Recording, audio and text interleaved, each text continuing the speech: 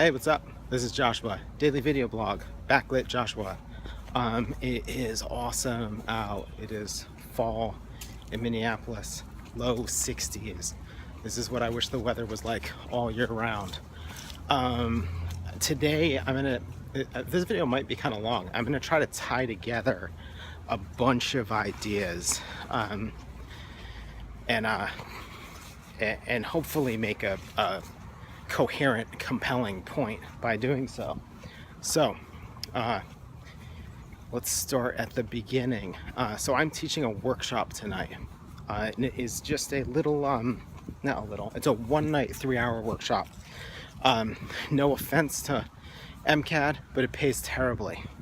Because it pays terribly, I have to be really careful about how much time I invest into prepping for this workshop. You know, I cannot spend,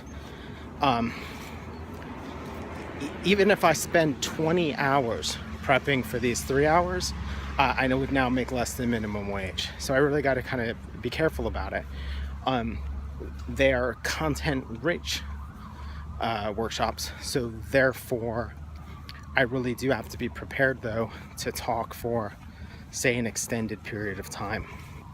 So all of that said, so I've been preparing for these workshops, and I really have to kind of keep it lean in order to do it and to make it a sort of profitable experience, because of the fact that I work 9 to 5 already and I teach 2 additional nights a week. So every other week I'm giving up another night.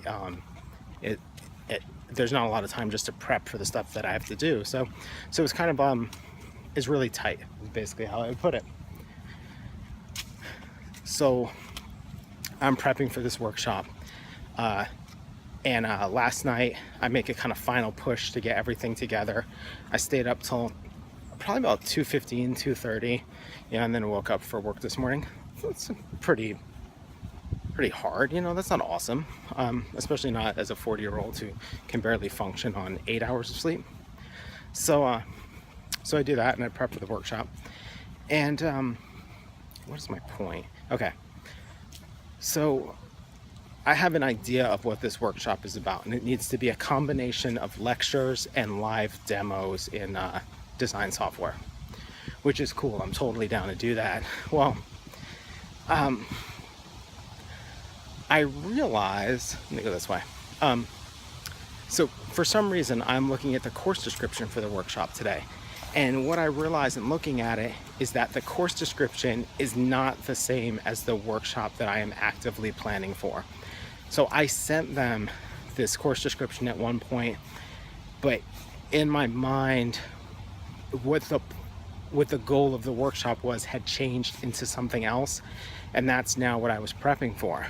So I'm going to go straight from work today into this workshop. I do not have time to figure out a new presentation or a new kind of anything. So initially I have like a little bit of a panic, but I'm actually fine.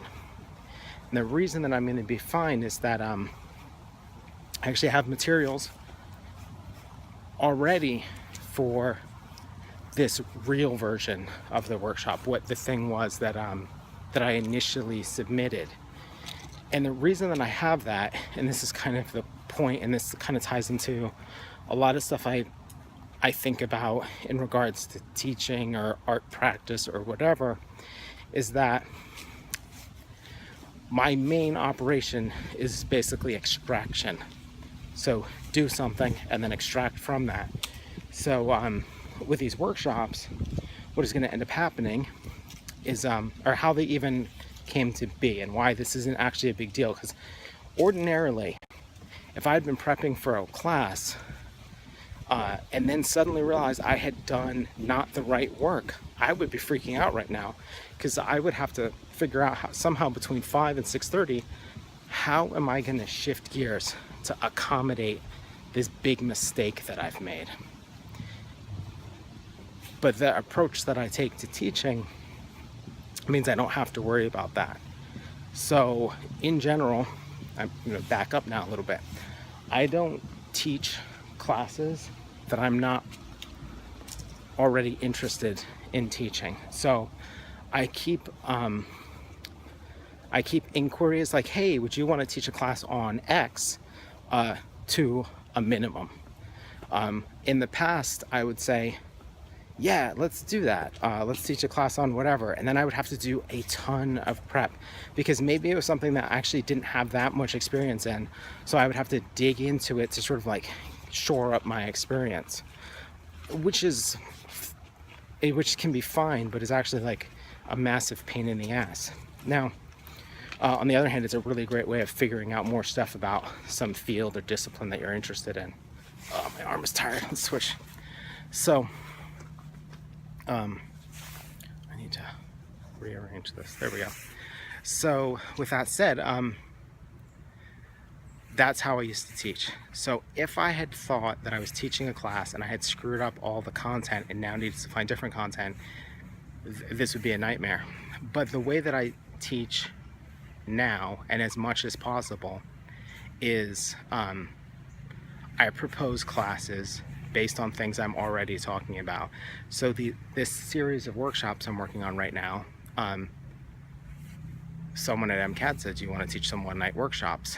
I went through my YouTube and just looked for ongoing concerns. So I was like, okay, I made 5 videos about this topic. I must be really interested in talking about that. I made a long one about this. I keep talking about this, like creative block or whatever it is. So I'm able to, instead of inventing things to talk about, I just go and look at this list of stuff I've already been talking about and then pull from that, and then that becomes the stuff that I'm gonna teach a class in. That also means that no matter what happens, I am prepped on some level. So tonight, the worst case scenario, I could root around my hard drive during the presentation. I could open up a web browser and just go to websites if I needed examples, because I can comfortably speak at length on the topic, and I can comfortably answer questions at length on the topic. And that is because the topic is an extraction of things I'm already talking about. Now, so one, there's this general point, which is to basically like talk about what you know, and you're always going to be more prepared. Talk about the things that you're actually concerned about.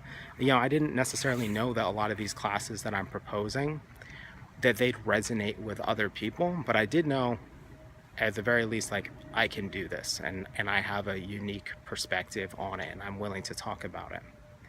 Now the other thing that is cool is not just that I talk about this stuff, but I have an ongoing archive of the ideas that I'm interested in. So I have videos and podcasts and who knows, Snapchats or whatever it is. I have all of this stuff. It already exists. I teach classes, and a lot of times when I teach, if I'm going to informally start talking about creative block or taxes or whatever it is, I just turn on voice memos and capture that. Maybe I won't do anything with it, but I have it, and I will definitely listen to it at least once or twice. So there's this whole library of byproducts from my normal everyday activities. I would credit some of this to Jason Fried, who had a great talk. God, I can't remember what it's called, but I think it was called there was some part about selling your byproducts. Basically, capture the things that are naturally produced throughout your work, and then offer those up to the public in some way. Or maybe somebody like what's his name, Marcus Sheridan, has kind of a similar idea about that a strong business is just that a Q&A, an ongoing Q&A, is like their marketing department. Either way, both ideas are about just capturing the things you're already talking about. Don't invent things to talk about. Now, even if you don't want to have, say, a YouTube channel, or what else would it be? You don't want to have a YouTube channel, you don't want to start doing a podcast or whatever. even just recording and reviewing the stuff that you already do will have a lot of value for you, because of the fact that you can go back and see this physical representation of your concerns, which is really powerful and pretty awesome. That was never the point of, say, starting to do this YouTube channel. I was more just interested in the physical activity. Sorry, distracted by chipmunks. I was more interested in the physical activity of I want to do, well, actually started out with I want to do one video, and then it turned out I want to do another, and then it turned out I want to do this on a daily basis. And I've just continued to do it since then. But this amazing byproduct is that now there's this archive of my thinking about things, and I come back to some of these ideas again and again. And because I come back to them again and again, they're now a source for other stuff. I would not have at any point thought, oh sweet, I'll have stuff to talk about for teaching just by doing this. And that because it's not invention, like what I have to do to adjust the class I have tonight is basically quickly get some ideas down on an index card or on index cards, and then grab some PDFs off my computer, because the stuff I talk about is related to the stuff that I do every day. I don't really do speculation or anything like that. I just try to capture what is already happening. So essentially it's like, do the things I feel like doing. Make video blogs, talk about graphic design, talk about the photography that I'm doing, notice something that's going on in my office in terms of files or something like that. Notice questions that students are asking me. Look at some old graphic design I did and some new graphic design I did, and try to figure out why I cringe at the old stuff and love the new stuff. I don't ever sit down and think, I need to make a big, dramatic, awesome point. I just go, here's what I'm thinking about at the moment. Even today, I was sitting at my computer and I was like, oh, I don't need to worry about this. It's going to be fine. I'm going to pull out this, and this PDF, and then boom, we're good to go. Worst case scenario, we'll do a ton of Q&A. That's not me trying to come up with a solution to the problem. It's me just looking at what do I already have going on. And what is my point here? So I guess I have like sort of 2 points. One, you can solve a lot of your problems simply by paying attention to what you're doing already and grabbing that stuff and assuming that whatever you're working through is important. And then 2, if you document more of what you're doing, and the easiest way I think to do it is simply to record conversations and listen to them, then you're going to end up with this awesome repository of stuff that can help you out later. And that maybe you share that stuff with the world. I think you should. But certainly you can just keep it for yourself, and on the commute home once or twice a week, listen to what you've been talking about, and then expand on that, or figure out if there's something in there like oh, that's, and who knows, maybe you can scour them for tweets, I don't know. But there's a lot to be gathered from just sifting through what you're doing every day and looking for the little points of interest or the points of value. That light behind me is beautiful, huh? All right, this was kind of a long one. Thank you as always for watching. If you're not subscribed, you should do so. It would be awesome and will feed my ego. All right, thanks.